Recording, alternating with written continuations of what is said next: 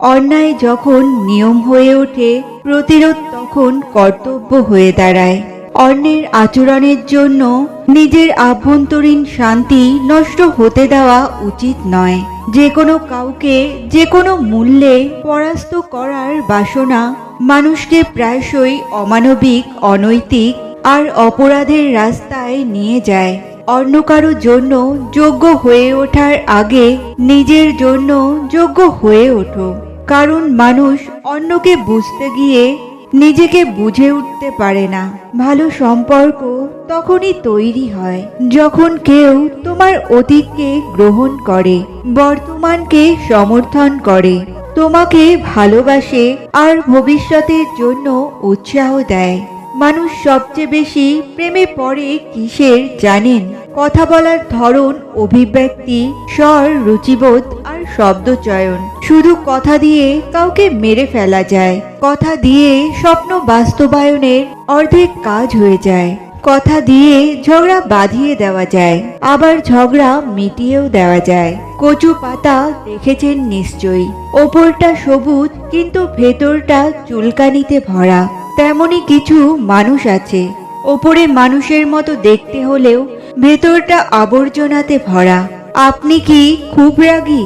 তাহলে এই তিনটি ক্ষতি হবেই।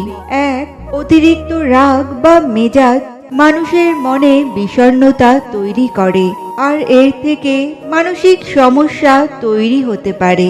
দুই, যে কোনো সমস্যা সমাধান না করে তা নিয়ে অযথা রেগে গেলে আপনার মনে হতাশা তৈরি হবে।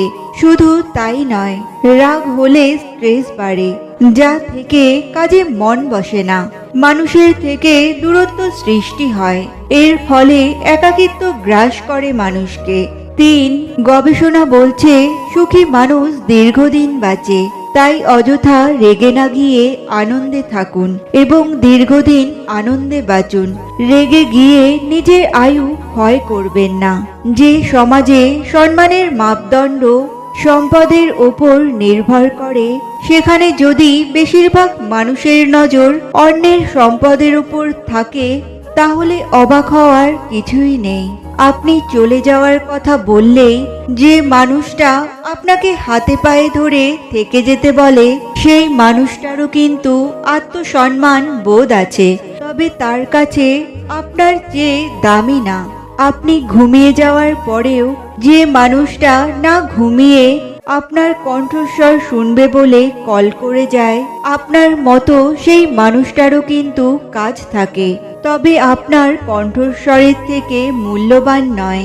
আপনি ব্যস্ত জেনেও যে প্রতিনিয়ত দেখা করার জন্য অনুরোধ করে, সে মানুষটাও কিন্তু বিভিন্ন কাজে ব্যস্ত থাকে, তবে আপনার কষ্ট হবে ভেবে প্রকাশ করে না।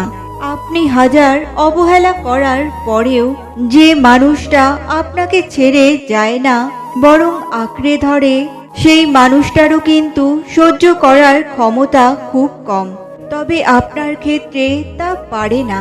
কারণ একটাই, ভালোবাসা। আপনি রেগে গেলে যে মানুষটা কান্না করে, অস্থির হয়ে পড়ে রাগ ভাঙাতে, সে মানুষটারও কিন্তু ইচ্ছে করে অভিমান করতে, কিন্তু হারানোর ভয়ে করে না।